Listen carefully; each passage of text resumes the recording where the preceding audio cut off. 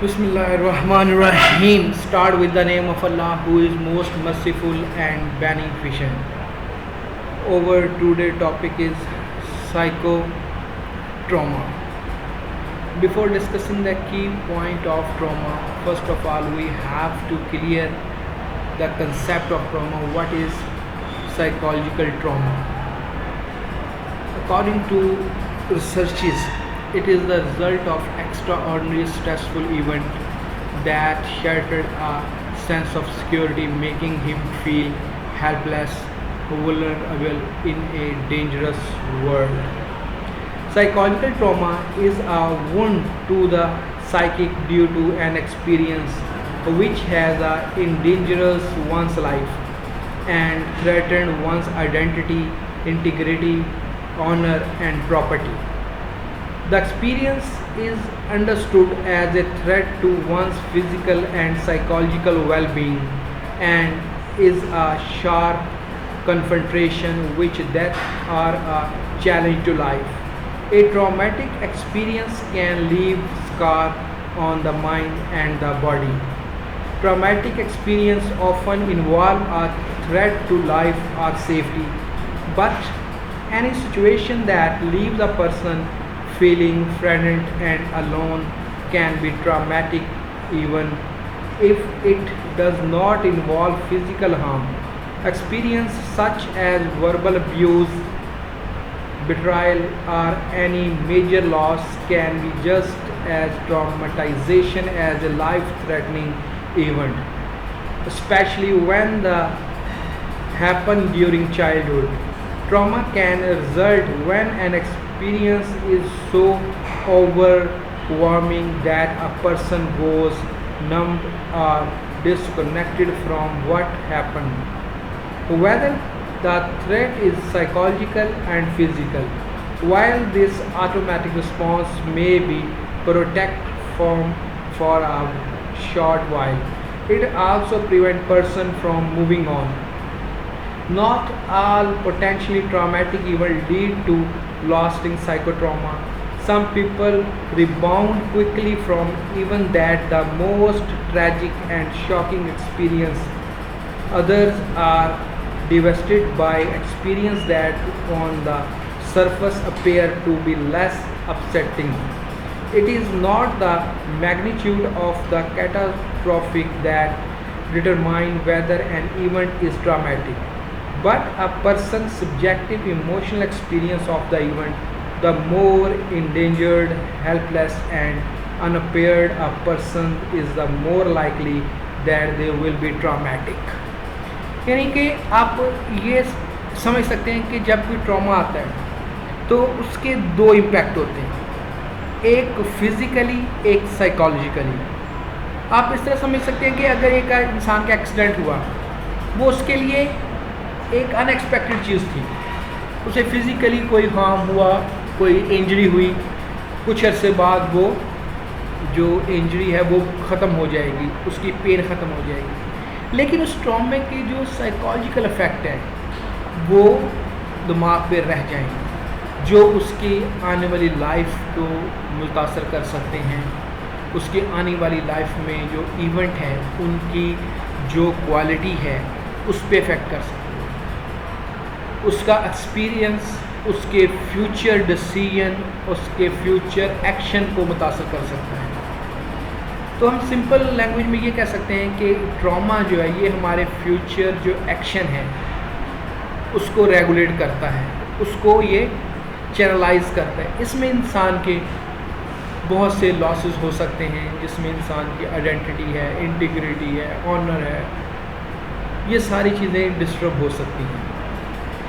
तो जो ट्रॉमा है ये इंसान का पर्सनल एक्सपीरियंस है, सब्जेक्टिव एक्सपीरियंस है। सब्जेक्टिव एक्सपीरियंस मीन्स कि एक ही इन्वायरमेंटल ट्रॉमा आया, वो मुख्तलिफ लोगों को फेस करना पड़ा, लेकिन हर इंसान के उस ट्रॉमे के जो इमेजेस हैं उसके माइंड पे वो मुख्तलिफ होंगे, उनकी इंटेंसिटी मुख्तलिफ होगी, उनकी सिविरिटी मुख्तलिफ होगी। तो अब जो ट्रॉमा इसकी क्या क्या काजेज़ हो सकते हैं, क्या क्या प्रॉब्लम हो सकती हैं। Emotional trauma can be caused by one time occurrence such as a house fire, a plane crash, a violent crime, or an earthquake.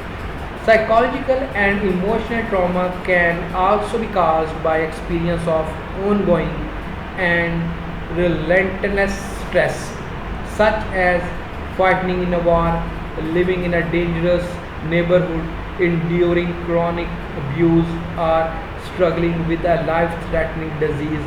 Although people respond differently to the stressful experience, a traumatic event is mostly like to result in negative effect if it is infected by human, repeated and ongoing, unexpected or unpredictable, intentionally cruel experience in childhood. People are also more likely to be traumatized as adults if they have a history of childhood trauma or if they are already experience a lot of stress. यानी कि अगर एक इंसान को पहले एक trauma आ गया है तो दोबारा जब वो ट्रॉमा उसकी आने वाली ट्रॉमे की सिवियरिटी उसकी शेप डिफरेंट होएगी। तो जो लोग पहले चाइल्डहुड में या ज़िंदगी किसी प्रीवियस पास्ट हिस्ट्री में उस ट्रॉमे का शिकार हो चुके होते हैं, नेक्स्ट जो फ्यूचर में ऐसी सिचुएशन का सामना करना उनके लिए ज़्यादा मुश्किल होता है। तो ट्रॉमा जो है वो एक कॉग्निशन में परमानेंट चेंज लेके आता है जो उसके थॉट्स को नेगेटिव शेप में कन्वर्ट कर देता है। अब इम्पॉर्टेंट चीज़ है कि ये ट्रॉमा डेवलप कैसे होता है, ट्रॉमा बनता कैसे है, कौन से एलिमेंट्स हैं, कौन से फैक्टर्स हैं जो इमोशनल ट्रॉमा बनाते हैं। Emotional trauma can be caused by one time, यानी कि ये एक टाइम होता है लेकिन इसके जो असरात हैं ये फॉर एवर रहते हैं। Stressful experience in childhood can be traumatise whether it is a one-time event such as a car accident or an ongoing situation caused by an negative or abusive parents of family members. Developing or attachment trauma result from anything that disturbs child's sense of safety and security. This can include an unsafe environment, separation from a parent, or a serious illness. Developmental trauma is most severe when it involves betrayal or harm at the hand of a caregiver. This trauma has a negative impact on a child's physical, emotional, and social development. Children who has been traumatized see the world as a dangerous and frightening place. When childhood trauma is not resolved, the sense of fear and helplessness can carry over into adulthood, setting the stage for further trauma. यानी कि अगर आप एक दफ़ा किसी trauma का शिकार हो जाते हैं तो दोबारा उस ट्रॉमे में आप जाते हैं या नहीं जाते, लेकिन उसका खौफ जो है वो पूरी ज़िंदगी इंसान के जहन पर रहता है। और इन चीज़ों को जो कम कर सकते हैं या ज़्यादा करते हैं उसमें इन्वायरमेंट है, उसके इर्द गिर्द के लोग हैं जो at the time of trauma उसको हील करते हैं, उसके जो थॉट्स में चेंजेस आए हैं, जो थॉट्स उसके डिस्टर्ब हुए हैं उनको चैनलाइज करते हैं। तो इसमें इम्पॉर्टेंट जो रोल प्ले करते हैं वो केयर गिवर हैं। जैसे केयर गिवर उस ट्रॉमे को एक्सप्लेन करेंगे वैसा ही ट्रॉमे का इफेक्ट उसके रियल विक्टिम की तरफ जाता जाएगा और ये ट्रॉमे जो है ये ज़िंदगी में रिपीटेडली आपके आने वाले जो एक्ट हैं उसको अफेक्ट करना शुरू कर देंगे। अब ट्रॉमे में जो इवेंट्स होते हैं वर्बल अब्यूज़ होते हैं कि सिर्फ कोई फिज़िकल इंजरी, कोई जिस्मानी नुकसान ही ट्रॉमा नहीं होता। बाज़ औक़ात किसी के अल्फाज भी इंसान को एज ए ट्रॉमा पर इफ़ेक्ट कर सकते हैं। तो जैसे इंसान की रेयरिंग प्रैक्टिस होती है, अपब्रिंगिंग होती है, वैसा ही उसको चीज़ों को देखने का अंदाज़ होता है, और उस पॉइंट ऑफ व्यू से, उस देखने के अंदाज़ के साथ उसका जो स्ट्रेस लेवल है वो डिफ़ाइन हो जाता है। अब जब भी ट्रॉमा फेस करना पड़ता है किसी इंसान को, तो मेन जो फीचर्स होते हैं उनमें सबसे अहम चीज़ है एक्सट्रीम स्ट्रेस। वो अपने आप को उस स्ट्रेस से निकालने में नाकाम होना फील करता है, और वो अपने आप को समझता है कि अब ज़िंदगी ख़त्म हो गई है। और बाज़ औक़ात ये जो एक्सट्रीम फॉर्म होती है ये डिप्रेशन में कन्वर्ट हो जाती है, और जो कि बाज़ औक़ात एक सीवियर रिज़ल्ट में कन्वर्ट हो जाती है, सुसाइड में कन्वर्ट हो जाती है। तो ट्रॉमा जो है वो इंसान की पूरी साइकोलॉजिकल, सोशल और फिज़िकल लाइफ को थ्रेट करता है, फिज़िकल लाइफ को डिस्टर्ब करता है। अगर इस ट्रॉमे को वक्ती तौर पे हम रिप्रेस करते हैं तो ये किसी न किसी और साइकोलॉजिकल सूरत में शो होना शुरू हो जाएगा, जो किसी प्लेस की सूरत में हो सकता है, वो किसी रिलेशन के ब्रेकअप की सूरत में हो सकता है। अब यहाँ हर इंसान के ट्रॉमे को फेस करने के जो टेंडेंसीज़ हैं वो मुख्तलिफ होती हैं। बाज़ लोगों में पहले से ही प्री डिस्पोजिंग फैक्टर्स होते हैं कि एक ट्रॉमा आता है दो लोगों पे, एक उसको ज़्यादा परसीव करता है, दूसरे में उसकी इंटेंसिटी कंपैरेटिवली कम होती है। इसका मतलब है कि जो ट्रॉमे को ज़्यादा एग्जैजरेट कर रहा है, ज़्यादा जो उसको एक्सप्लेन कर रहा है, उसमें प्री डिस्पोजिशन थी पहले उस ट्रॉमे की, इसलिए उसने उसको ज़्यादा अफेक्ट किया। अब जो नॉर्मल रिस्पॉन्स होता है, अब दुनिया में कोई इंसान ऐसा नहीं है जो कि किसी ट्रॉमे को हैप्पीली एक्सेप्ट करे। उसमें कुछ चीज़ें नॉर्मल होती हैं, जिसमें शॉकिंग एक्सप्रेशन है, फियर है, एंगर है, अब अकेला रहना वो पसंद नहीं करता, या वो ऐसे ट्रॉमेटिक इवेंट से अपने आप को अलग कर लेता है, ठीक, और ज़िंदगी बेकार लगना शुरू हो जाती है, उसको छोड़ना चाहता है, दिमाग से निकालना चाहता है, अपने आप को डिटैचमेंट की फीलिंग में ले जाता है, डिप्रेस होता है। These are the all normal response which are individual express during the trauma, but intensity and severity of an individual define their personality and cognitive construction. Now we discuss the common reaction to trauma. Number one is indicator of professional health, problem at home or work, persistent fear and anxiety, overwhelming memory and emotion, avoidance from reminder of trauma. These are the basic common reactions. But sometimes these trauma persist on an individual mind for a long time. In this situation, this trauma converts into a psychological disorder which is known as PTSD, post-traumatic stress disorder. Most severe kind of trauma convert into psychological problem, intrusive memory of flashback, avoidance, having a constant state of red alertness. In this psychological disorder, the person feel same feeling which he or she feel at the time of trauma after a 6 month for a long time. So post-traumatic stress disorder also a separate entity of psychological disorder. Now we come to the solution कि हम इसे solve कैसे कर सकते हैं। इसको कैसे manage कर सकते हैं। The process of healing emotion trauma is a slow and complex process. It involves facing and resolving unbearable feeling and memory which a person has long avoided.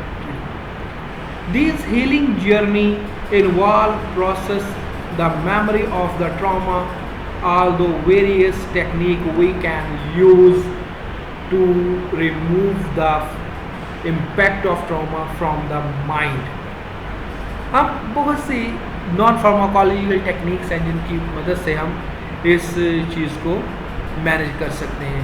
In 1996 Richard टैसेंट Lawrence Collins, जो दो मशहूर psychiatrist थे, उन्होंने इसकी improvement के लिए, traumatic effect को कम करने के लिए मुख्तलिफ टेक्निक इंट्रोड्यूस कराई, मुख्तलिफ मेथड्स बताए कि किस तरह हम इनसे छुटकारा हासिल कर सकते हैं।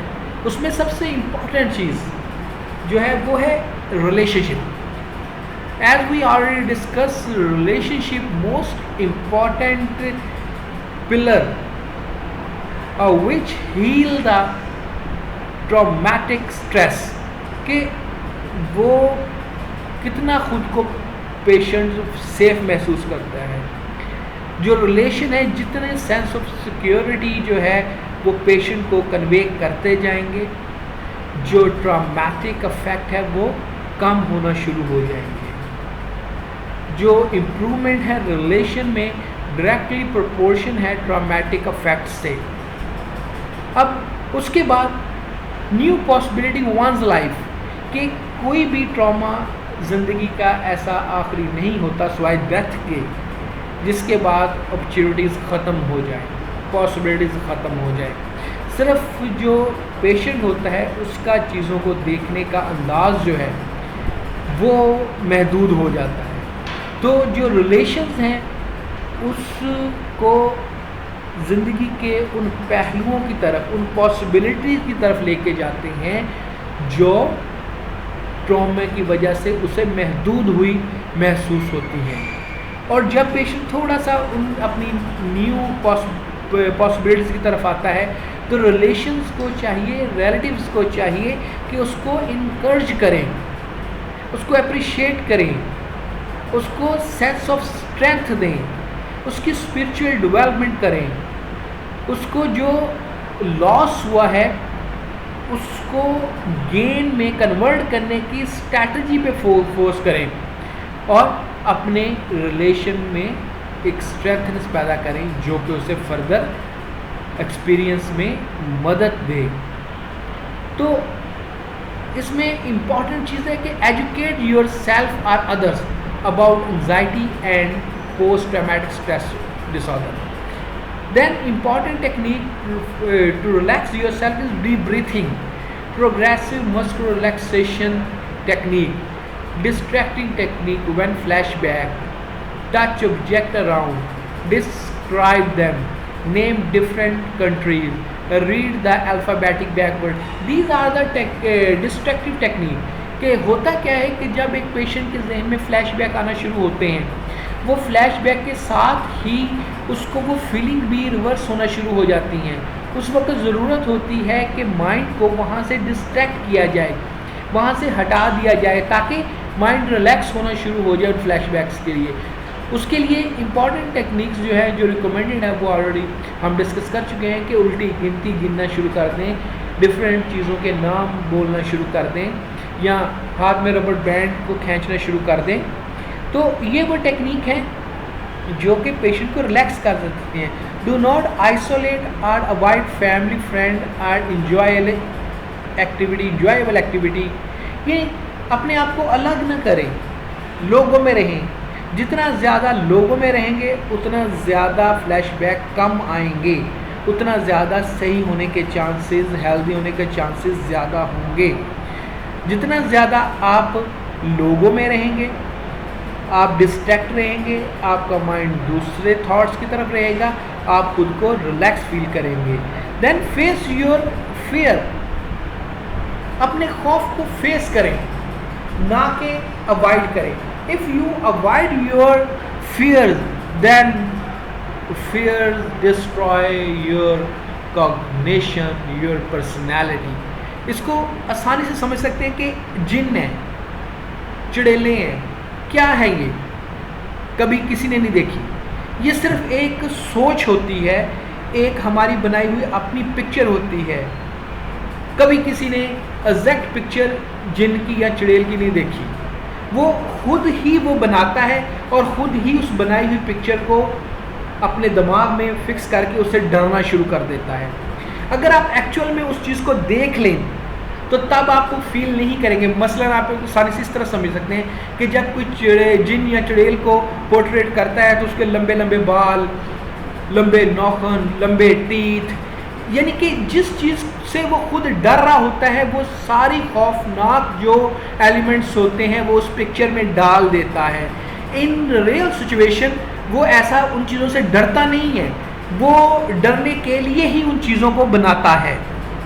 तो try slowly to work on not to avoid situation that remind the incident. Seek professional help if traumatic experience interfere your work और फैमिली लाइफ।